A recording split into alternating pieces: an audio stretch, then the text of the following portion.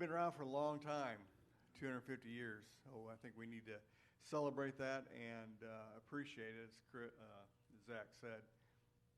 Okay, and I think this is my lead-off verse for both weeks. And you shall know the truth, and the truth shall set you free.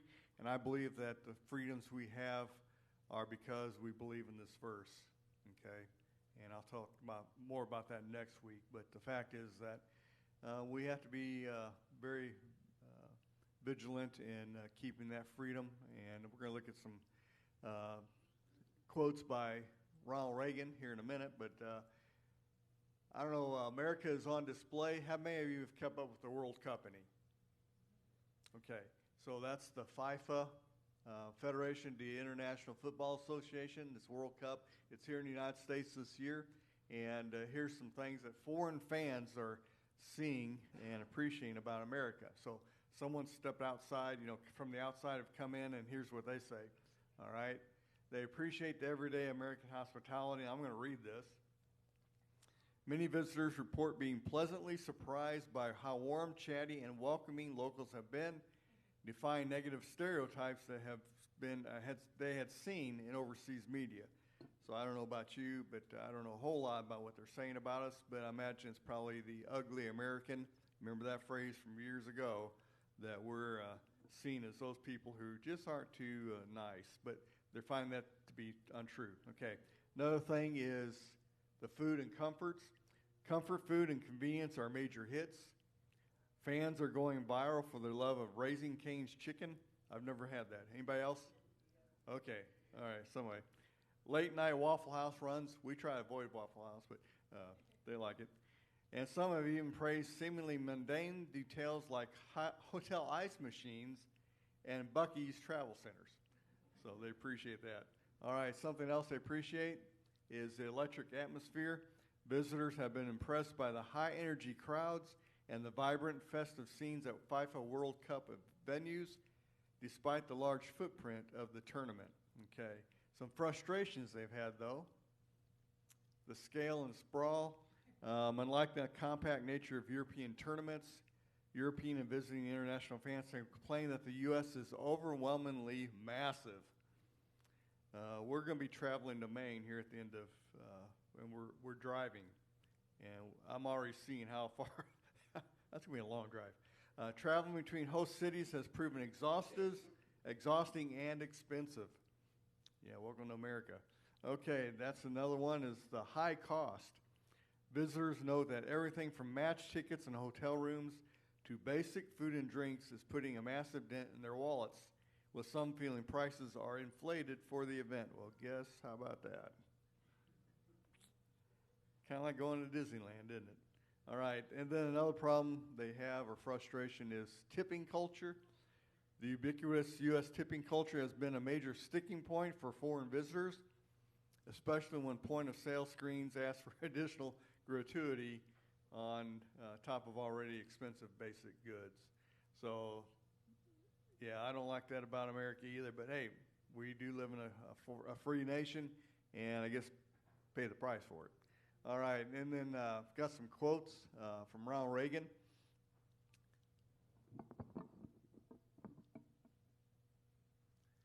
Freedom is never more than one generation away from extinction.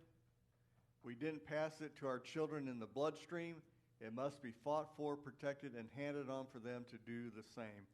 It's not just something that comes naturally. Each generation has to know it and understand it and fight for it. Okay, optimism. The future doesn't belong to the faint-hearted. It belongs to the brave. And I think we still have a lot of brave people out there, brave soldiers and sailors, airmen, and a lot of other people who understand what it means to be free and what it costs to do that and the price it's paid. Okay, and leadership. Government's first duty is to protect the people, not run their lives. In this current crisis, I love this one. Government is not the solution to our problem. Government is the problem. And with that, I'm going to switch back over here.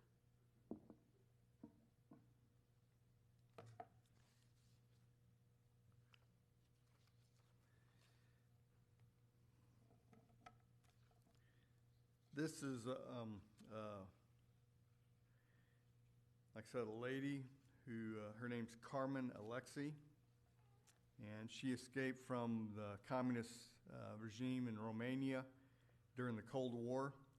So I want to read this because I think a lot of people, don't understand what the difference between socialism and communism and capitalism.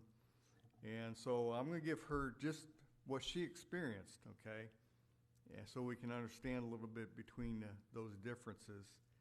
And here's some things, and I've got these listed. I may get all of them. I may forget to do it as I start reading, but we're going to list it here, okay? I grew up in a communist country, our system, and here's what Americans don't understand about freedom. Okay, so someone outside the system grew up in a communist country, and here's her opinion of America. Okay. Socialism creates shortages.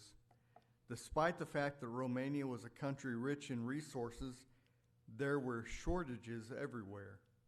Food, electricity, water, and just about every one of life's necessities were in short supply.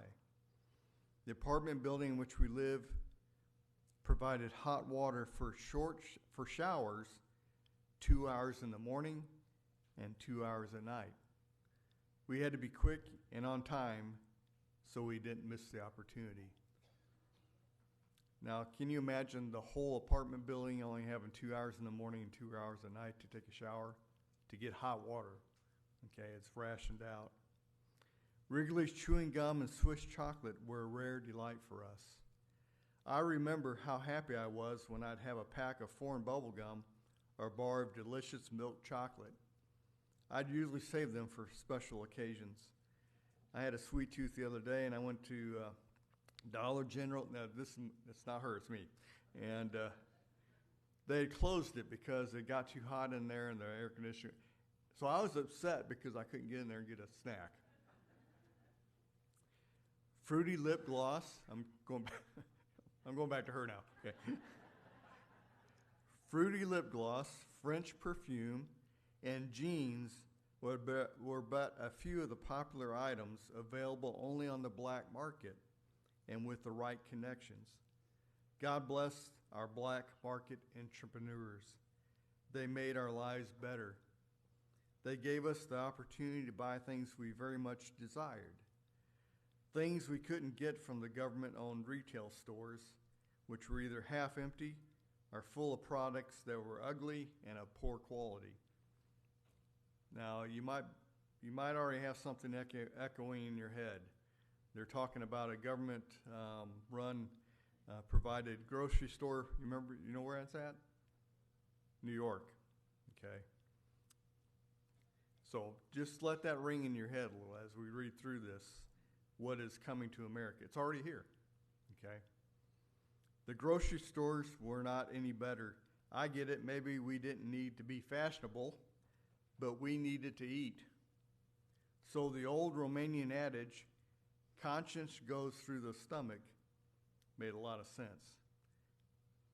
Kind of what we would say, is a way to a man's heart is through his stomach.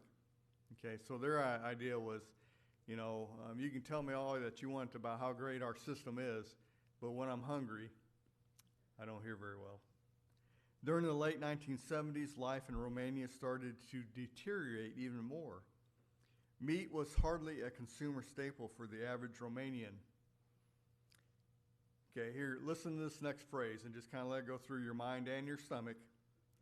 Instead, our parents learned to become good at preparing the liver, the brain, the tongue, and other giblets that most people in the West would not even consider trying. So their gourmet was liver or brain. I don't like it already. When milk, butter, eggs, and yogurt were temporarily available, my mom, like so many of our neighbors, would wake up at 2 a.m. to go stand in line so she'd have the chance to get us these goodies. Milk, butter, eggs. yogurt. The store would open at 6 a.m., so if she wasn't early enough in line, she'd miss the opportunity.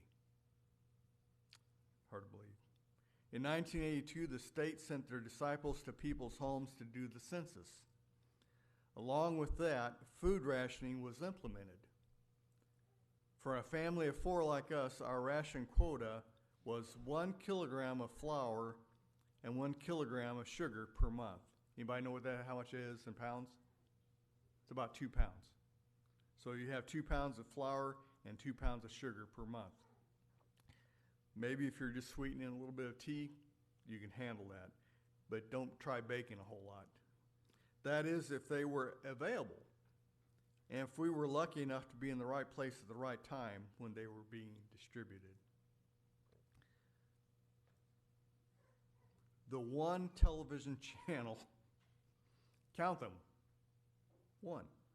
The one television channel our government provided for us often focused on programs related to crime and poverty in the Western world. After all, people were poor and suffering because of capitalism, so we were told. So we needed socialism and communism to solve the inequalities of humanity. Okay, let's go to the next one. Capitalism advances private property. First of all, let me ask, how many have private property? You don't have to raise your hand if you're ashamed of it. Okay, almost everybody does, some sort, right? Considering the shortages created by the government-controlled economy of my birth country, I came to understand and appreciate capitalism, the one system that had the most dramatic effect in elevating human civilization. The layman definition of capitalism is the economic system in which people and businesses engage in manufacturing, trading, and exchanging products and services without government interference. So we just, a free market economy, producers make it, we buy it, they dictate how much they're going to make, by how much we want it, and so forth and so on. A free market capitalist system works in a more efficient manner when not tampered with by government or central bank intervention in the credit markets, monetary policy, and interest rate fixing.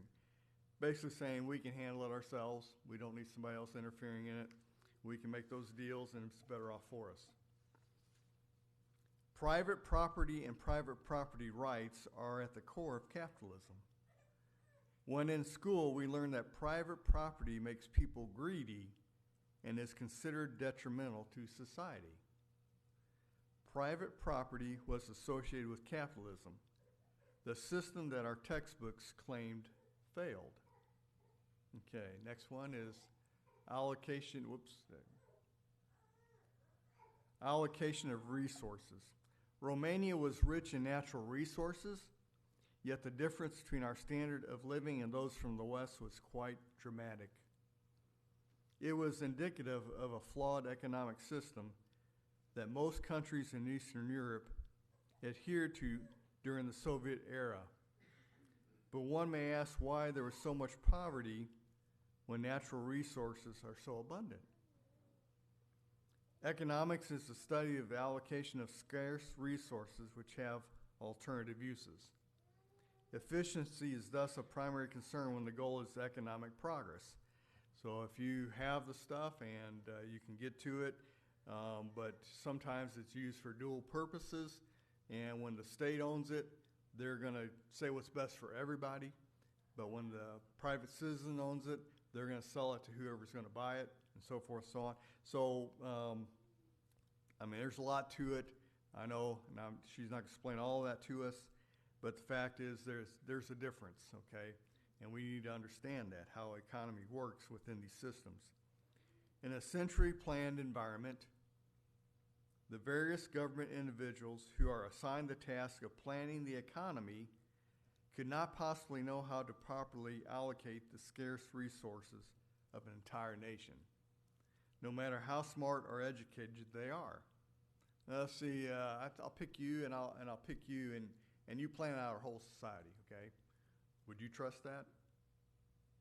Well, if they were brilliant, maybe, but probably not just for anybody to be pointed to do that. Shortages are one of the consequences of improper allocation of the scarce resources.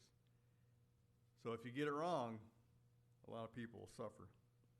The free market, however, through the multiple spontaneous interactions of businesses and consumers, directs the allocation of resources via the amazing process of supply and demand.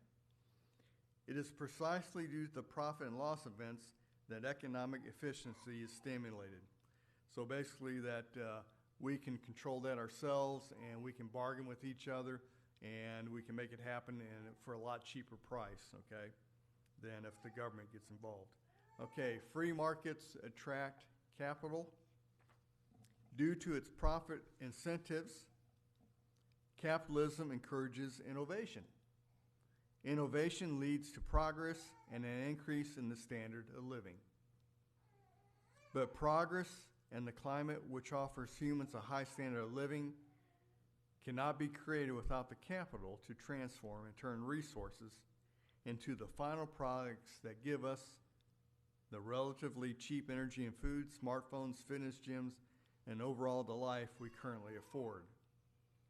Capital moves in the direction of less regulation, less government intervention, and less taxation.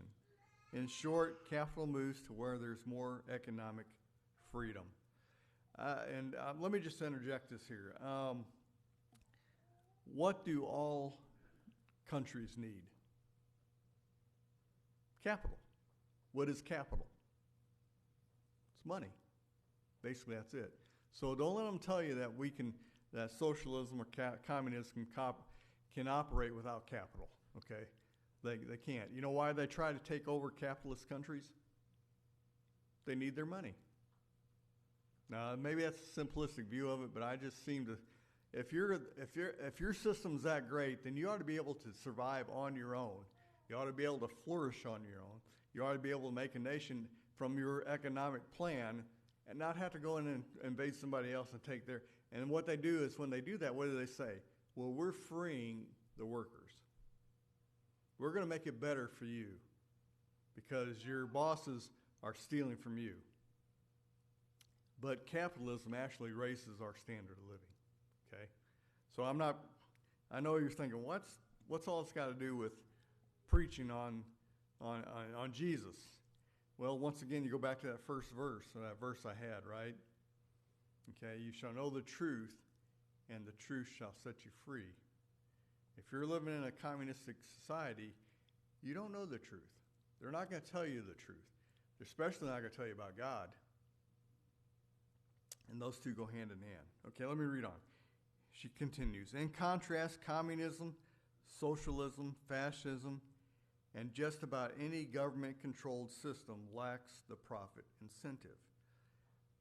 The people who are the human resources have no desire to engage in a business where the reward is not attainable, unless it's done in the black markets for them. They accept the state and its bureaucrat cronies to dictate their faith. How many of you are going to get to go and work tomorrow morning without having some kind of profit with that? Mark, keep your hand down. You go and work 5-6 days a week. Why? Because it makes you money. You make a profit. If it paid exactly what it cost you to go to work and eat lunch, and you come home and you've got no profit, how many are you going to get the next day and go do it again? And that's what I thought. We are motivated a lot by the reward from what we do. Okay? That's capitalism. Capital is chased away due to the high risk associated with governments who engage in high levels of controlling their economies and often, can you believe this? Corruption. They have corruption in socialist and communist countries too. So when they say, well, capitalism, they're all corrupt. Look, if a guy can get a hold of the money, somebody's going to be corrupt, okay? It doesn't matter what system you're in. We need to understand that. The overall standard of living is dramatically lower than in most capital places. capitalist places, and the poverty is higher. That's just a fact. All you gotta do, you can go check it out, okay? Consequently, the collectivist country, communist, socialist country, falls into an economic and social trap from which it is hard to escape. Only capitalism can save a nation from the failure of its central economic planning.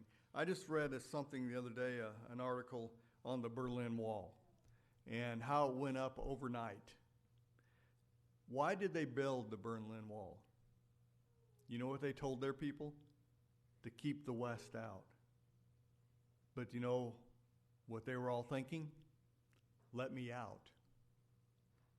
It was to keep their people in. That's why the Berlin Wall was built. Because those people, if they would open those walls up or open the gates, they would have been flooded into the West. Because they wanted to escape that system. But that system said, no, we're going to keep you in. Okay, capitalism helps us to be better individuals. Similar to the old Soviet lifestyle, let's remember what the typical Venezuelan family of our times worries about on a daily basis.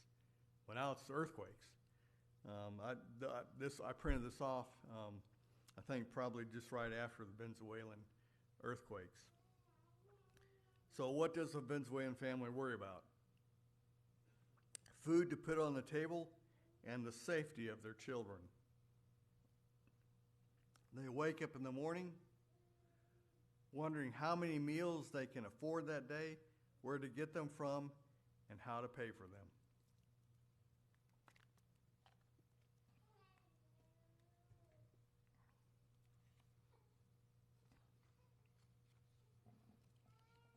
We, the lucky ones, to live in a relatively free market system, don't have these kinds of worries.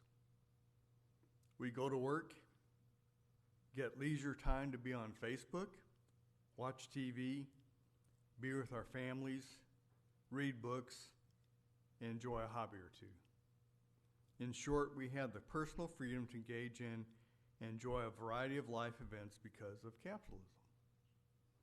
But there's another important motive to desire to live in a capitalist society. We are free to create and come up with all kinds of business ideas, no matter how crazy some might be. Because we don't have to worry about tomorrow, we have or make the time to read, explore, and innovate. Capitalism makes it possible for us to challenge ourselves, to have goals, and to put forth the sweat to achieve them. It gives us the freedom to try new things and explore new opportunities. It gives us the chance to create more opportunities. It helps us build strong character because when we try, we also fail. And without failure, how do we know we've made mistakes? Without failure, how do we know we must make changes? Okay. Individual freedom can only exist in the context of free markets. Before immigrating to the U.S., I had to go through a rigorous process.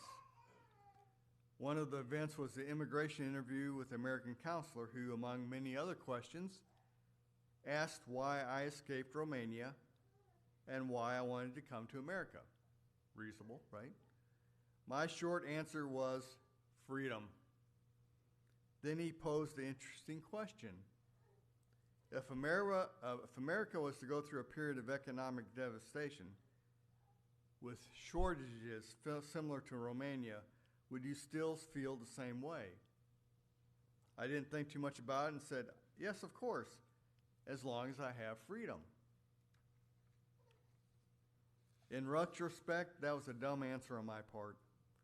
After several decades, I came to believe that the human condition of individual freedom can only exist in the context of free markets. Shortages are created by the intrusion of the state into the complex activity of the markets, whether it's price controls or poor allocation of resources. When shortages are powerful and long enough to dramatically affect lives, people resort to, what do you think? Revolt. Large revolts call for serious governmental actions, including but not limited to eroding or completely eliminating individual rights, the right to free speech and to bear arms, the institution of a police state, and the enacting of a powerful state propaganda system. Capitalism is a path to individual rights and liberty that build a solid foundation of a free society. And here's why I'm so concerned and why I wanted to read this, and I know it's risky to do this, but we're headed that way. We've already seen it, and maybe you think, Barry, you're just making too much out of what's happening in New York. Let me draw some dots for you and connect them, okay? New York City, California, and Chicago. East Coast, West Coast, Mid-America. What if all those have in common? They're heading towards this socialistic system. And one of these days, if we're not careful, all of a sudden, we will find ourselves much like, I know maybe a far stretch of imagination, but like Romania during the Cold War, where she came from, okay? So just keep an eye on New York City and what they're trying up there through Mamdani, okay? And why do people vote for somebody like that? Free stuff. That's what it is. I promise you, I'm going to give you free groceries. I'm going to make it a whole lot less expensive. The rent's going to go way down. And they say, here's all this stuff. It's going to be a whole lot better to you. It's either going to be free or near free. It's going to be great for you. And it never happens. But they get the votes. They get the power.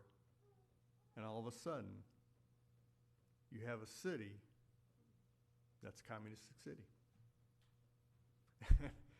I don't know if you remember the movie, and I need to stop, but Escape from New York. For some reason, as I was thinking about what's going on, I thought, that could happen. And I don't remember it's a long time ago that I watched that, but it was not a good place to be, and people were trying to escape from it. That maybe is that, and people are leaving now, okay? Florida looks a lot better because of what's happening in New York. So it is affecting us today. And I know a lot of younger people who think that socialism is the way to go here in the United States. I wish they all could read this and understand. It sounds good, but it ain't. Let me finish up. Is America a truly capitalist economy? The short answer is no. Most of the world refers to the American system as being a capitalist one. Based on my short definition of capitalism, it is obvious that it is not a quite pure one, and I wish to clarify that the U.S. is not a truly free market capitalist system. The economic policy of the 19th